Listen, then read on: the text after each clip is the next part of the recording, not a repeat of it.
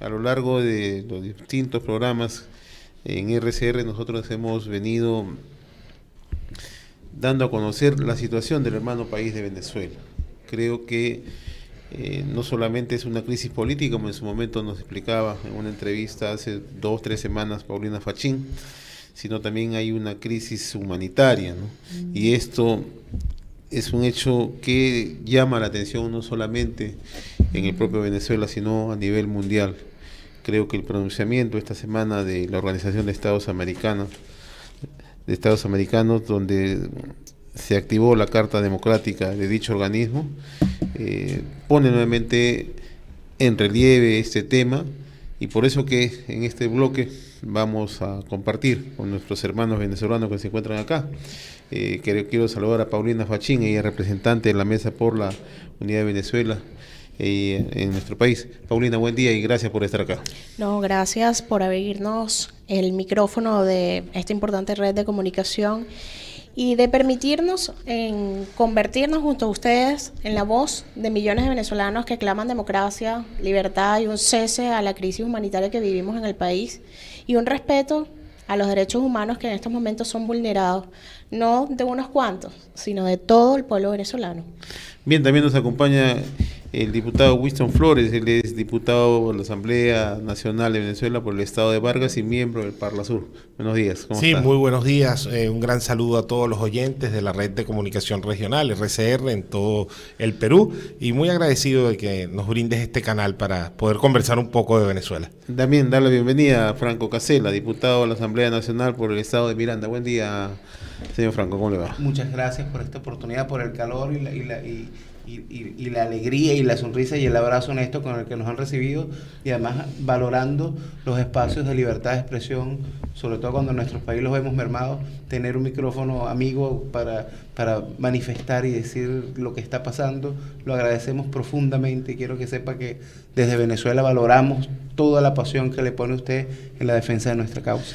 Bien, y también nos acompaña en esta oportunidad Manuel Bernales Alvarado, él es politólogo, funcionario de Naciones Unidas, de UNESCO, y una persona con amplia experiencia en el quehacer y en el análisis político en materia internacional. También nos va a acompañar en la conducción de este bloque. Bien, también quiero indicarles que nos pueden seguir a través de www.rcrperú.pe y también a través de Periscope. Vamos a ingresar en unos instantes en comunicación también con los hermanos de Venezuela. Eso será en unos instantes. Periscope @Juancho Tapia, para establecer justamente en unos momentos más esta comunicación. Es el mundo de las comunicaciones que nos permite justamente llegar en tiempo real y abrir, eso es lo que comentaba hace unos instantes Paulina, la necesidad de que se conozca un tema tan vital como es la crisis política y humanitaria en Venezuela. Yo quería comenzar con Winston Flores. A propósito, nos han alcanzado un informe sobre la crisis humanitaria en Venezuela. Me gustaría que le comentes a los oyentes que nos están siguiendo en todo el país y también en todo el mundo a través de www.rcrperú.pe, ¿cuál es la situación real en estos momentos en Venezuela? Bueno, efectivamente en Venezuela, como ya lo hemos venido denunciando pues es bien sabido tanto por la comunidad internacional y como todos los amigos en el Perú, vivimos una situación de una crisis política, social y económica. En este caso, en lo que es político, hay un Estado fallido, hay una ruptura del hilo constitucional y por lo tanto estamos viviendo una dictadura. Esto ha traído como consecuencia, como lo hacen todos los gobiernos totalitarios y dictatoriales, y el modelo económico elegido por esta dictadura, que es un modelo de estatismo, de expropiación, de eliminación de la propiedad privada, de que no exista libertad de comercio, ha traído como consecuencia una economía de puerto. Hago toda esta distinción para que entiendan los amigos del Perú que una economía de puerto es la que nos tiene en estos momentos en esta crisis humanitaria. Una economía de puerto que nos ha traído una tragedia nacional y vivimos una crisis humanitaria en todo aspecto, en alimentación, en medicinas, en lo social, en la inseguridad. Yo como médico voy a tocar el tema de la crisis humanitaria en salud. En estos momentos no hay insumos, no hay medicamentos, no hay insumos, no hay asistencia de ningún tipo. Los hospitales, centros de salud, ambulatorios se encuentran todos desasistidos. Los venezolanos tienen prohibido enfermarse en este momento. Y aún lo más grave, los enfermos crónicos, como el hipertenso, el diabético, o enfermedades como el cáncer, o el paciente que tiene tratamiento de diálisis por problemas renales, se ven ahorita casi contra la pared, solo esperando el día de su fallecimiento. Los hospitales en Venezuela se han convertido en la última morada de los venezolanos. Yo les quiero decir al pueblo de Perú, a todos mis conciudadanos, les voy a narrar algo que creo que les debe llegar al corazón y que deben entender lo que estamos viviendo. En Semana Santa, una niña de 18 años estaba de vacaciones en la playa con sus padres y bueno, comió algo que le dio una reacción alérgica, hizo una inflamación en la glotis, no tenía dificultad respiratoria, y ustedes saben que el tratamiento de elección para esto es una hidrocortisona o esteroides, dexametasona, decadrón, hidrocortisona, solumedrol, cualquiera de estas líneas que son esteroides para desinflamar y salir de la reacción alérgica. Y en esa playa, que es un lugar turístico por excelencia en Venezuela, hay varios ambulatorios, y en ese ambulatorio no había esta ampolla. Esa ampolla tiene un costo de apenas 5 centavos por dólar. Y esta niña de 18 años de edad falleció 1 hora después de haber llegado al ambulatorio.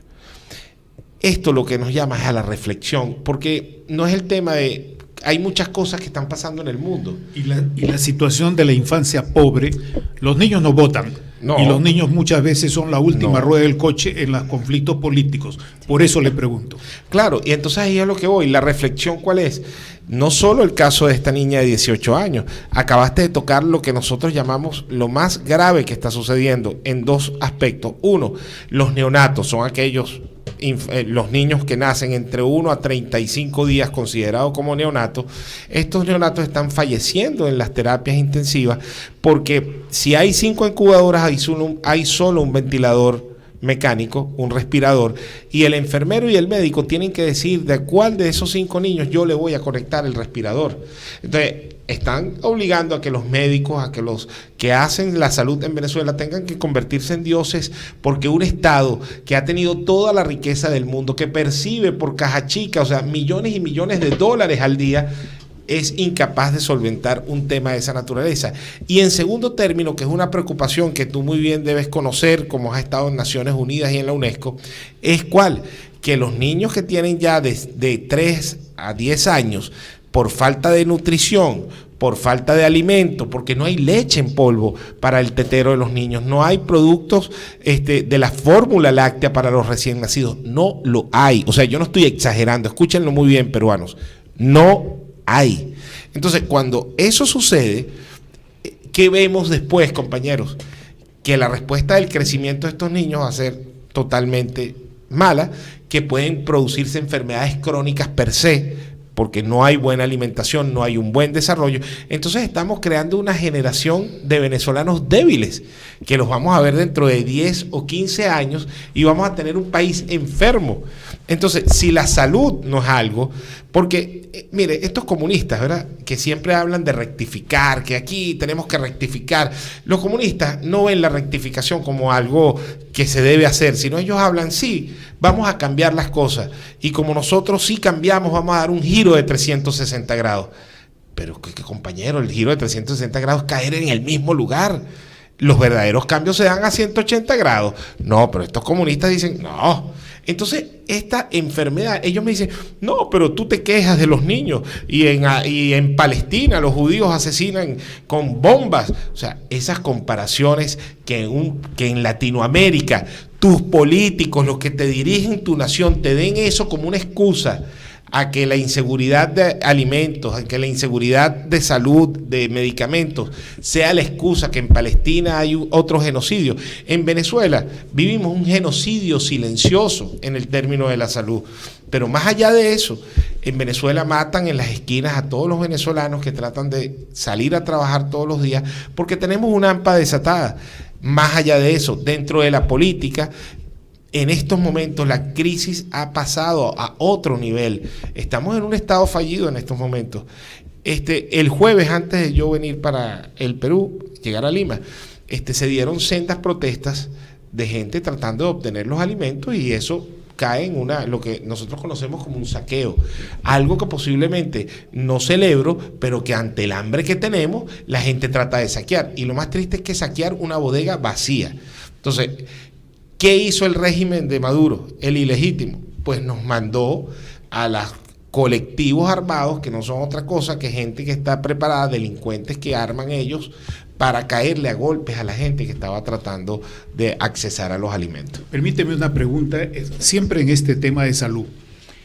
Los partidarios del régimen y quienes defienden a Cuba han hecho sistemáticamente, en base a algunas positivas experiencias de la cooperación cubana con distintos países, como lo hemos tenido aquí en el Perú, durante el gobierno de Velasco, con el terremoto de 1971 en Yungay, Ranraíque, etcétera, tienen un manto de protección, un lente para decirnos que esto está funcionando bien en Venezuela. Entonces yo concretamente quiero preguntarles y que nos digan con elementos de juicio como los que estás planteando, objetivos, comprobables, cuál es la situación de estas misiones cubanas en materia de salud, en materia de educación, y si tienen o no tienen relación con el control político y con la función de inteligencia y encuadramiento de la ciudadanía. Muy buena tu pregunta. En primer lugar, la misión de salud cubana ha fracasado. Lo que el expresidente Chávez, el fallecido Chávez, bautizó como la misión Barrio Adentro, que no era otra cosa que tratar de llevar la salud a las barriadas de Venezuela, cosa que ya existía en los otros gobiernos, él no inventó el agua tibia. Todos esos médicos que llegaron cubanos, pues bueno, están en Miami ahorita, gozando de su revolución. Porque todo... No es una exageración. No, de verdad que no es una exageración. Están en Miami, o están en México, en Nicaragua, en Colombia. Se fueron casi todos. ¿Por qué? Porque vieron que Venezuela era el puente de salida. Todos llegaban, hacían su cuestión, se quedaban 6 meses y se iban del país. Eso por una parte. En segundo lugar, los otros médicos cubanos que se han quedado no dan abasto, y ese mito de los años 70 o 80, donde las misiones médicas cubanas podían tener resultados, se basaban en que la medicina de esa época no tenía los avances que tenemos ahorita. El médico cubano es un médico que tiene una noción de la medicina de hace 20 años atrás. Es una realidad. Un pueblo que no tiene acceso a la información, un pueblo que no tiene acceso al internet, a la reeducación, a tener mejores talleres médicos, que los laboratorios den nuevas alternativas y nuevas terapias. Tú debes entender que son médicos que pueden tener de 10 a 20 años de retraso. Por lo tanto, no se está practicando una salud de altura a los venezolanos. Eso, por un lado, fracasó la intervención médica cubana. En segundo lugar, en la parte de la educación sí han tratado de penetrar, pero ahí debo decir que con mucha fortaleza. También en la salud, los médicos venezolanos se han negado a que los cubanos sigan interviniendo. Pero en el tema de la educación, los maestros y profesores en Venezuela han hecho un frente y han evitado a toda costa que sigan idealizando a los venezolanos, porque eso es lo que están haciendo con nuestros jóvenes. Y en tercer lugar, sí hay un cierto control político por parte de agentes del G2 cubano, que sí ha venido disminuyendo, debo ser muy claro en eso. Creo que Raúl Castro ya quiere cortar un poco las relaciones con Maduro. Sí ha ido disminuyendo ese control del G2, y como lo diría Maduro en un programa, es que no los necesitamos ya, porque ya aprendimos todas las torturas y terapias que utiliza el G2 para someter a los pueblos. Entonces, sí, respondiéndote esas 3 preguntas, eso es lo que está sucediendo. Hace unos instantes el diputado Winston Flores hacía un análisis sobre la situación humanitaria que en estos momentos atraviesa Venezuela, y en realidad lo hemos escuchado con suma atención cuando se refiere a la situación de la salud, a una crisis solamente comparable con alguna hecatombe en el mundo, ¿no? Pero eso es lo que ocurre en Venezuela.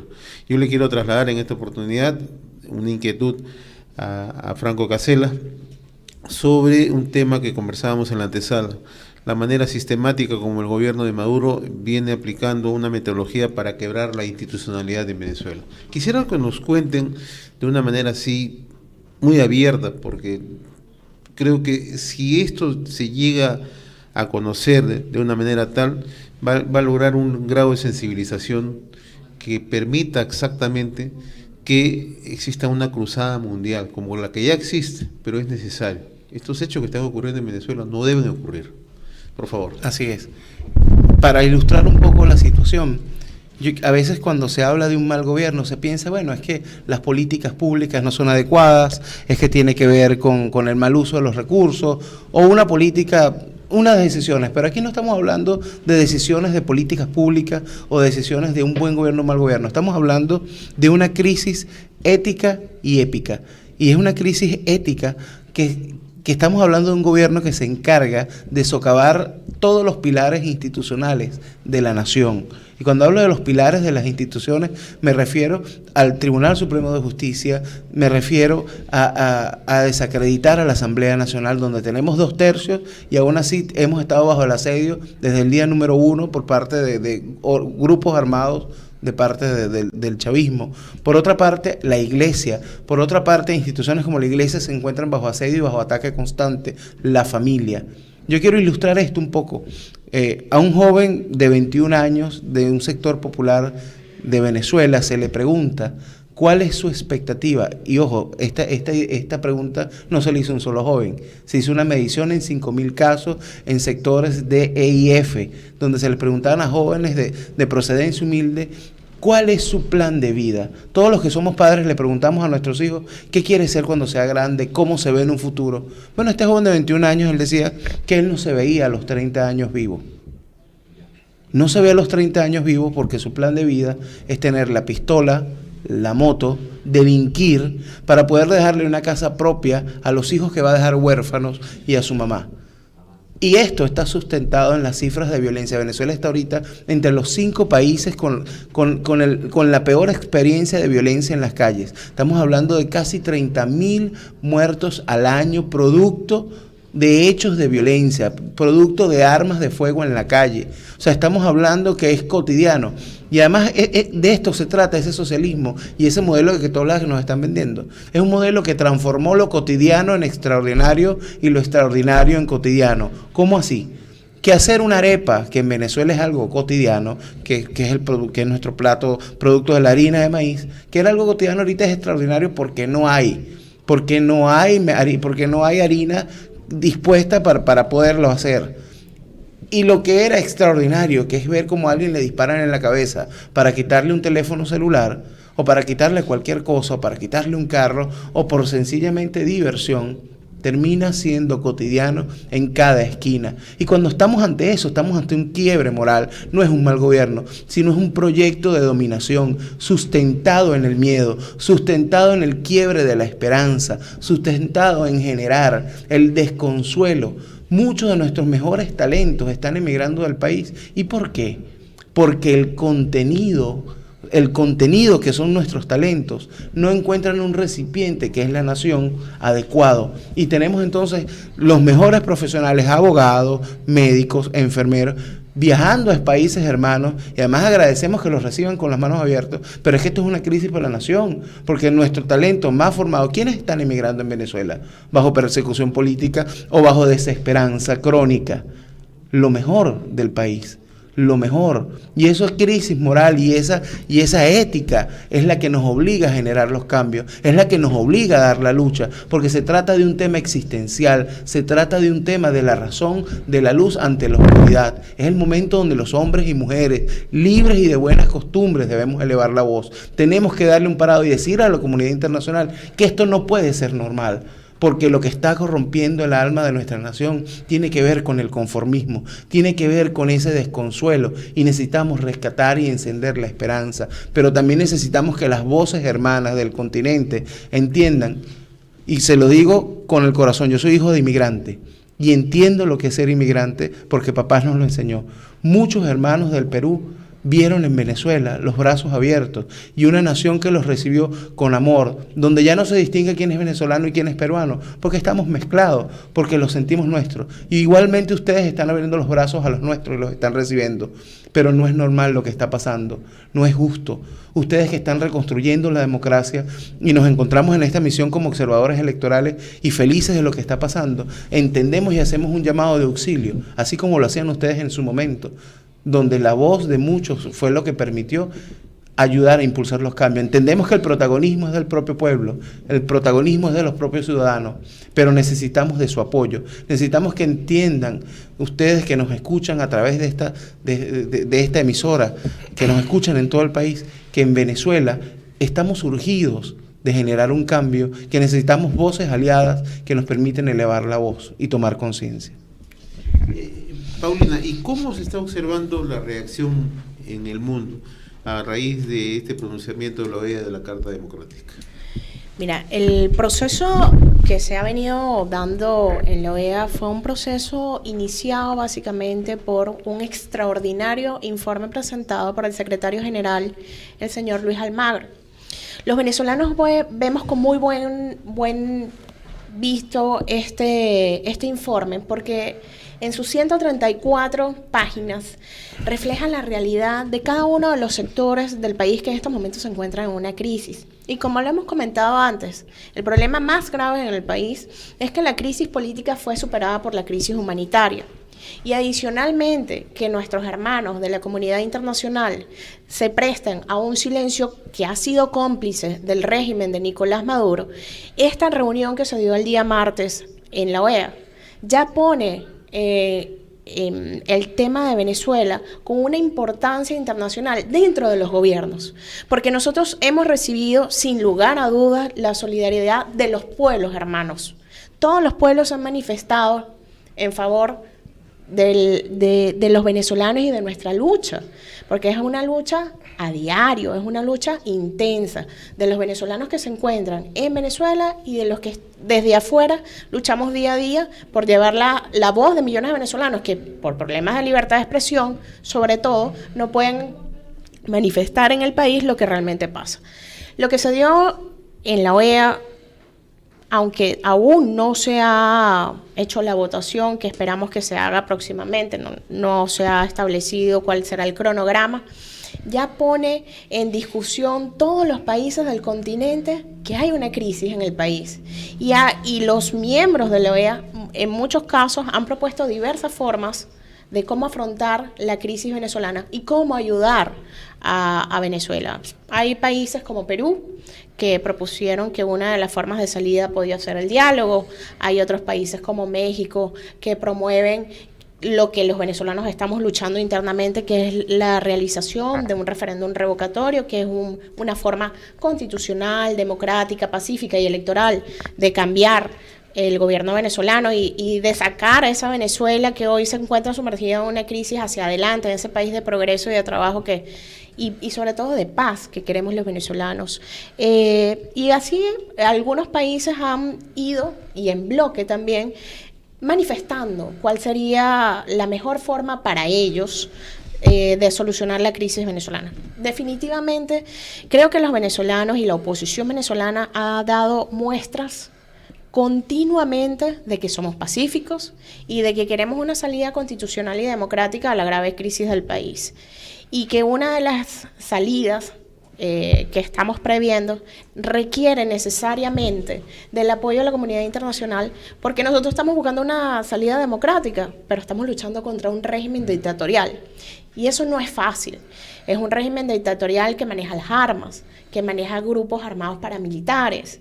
Y cuando nosotros vemos a nuestros jóvenes y a nuestra ciudadanía en general, como nos han visto aquí en Lima, con nuestra gorra de Venezuela, nuestra bandera que es nuestro orgullo, y simplemente un cartel, y el gobierno venezolano enfrenta a nuestros estudiantes con tanques de guerra, con armas de guerra, la desproporcionalidad en cuanto a una manifestación pacífica es demasiado contundente. Y los países los gobiernos, las cancillerías deben manifestarse porque se nos violan los derechos humanos, y lo que estamos viendo ahorita no es otra cosa que un genocidio. El tema de la crisis humanitaria con la falta de alimentos y la falta de medicinas, lo que está generando es la muerte de cientos de venezolanos que deberían tener salud, alimentación, que son las cosas básicas, y hasta electricidad, porque recordemos el decreto ilógico que ha dado el presidente de la República, que el sector público en Venezuela solo trabaja 2 días a la semana. ¿Qué país puede avanzar de esa manera? Estamos sumergidos en una crisis muy severa, y esto que se está dando en la OEA, y digo que se está dando porque es progresivo, no es que un día ellos van a tomar una decisión, ni en un día se va a tener una solución de la comunidad o una propuesta de solución de la comunidad internacional hacia Venezuela, y entonces vamos a estar en un proceso que nosotros agradecemos que se hable por fin los gobiernos del tema venezolano.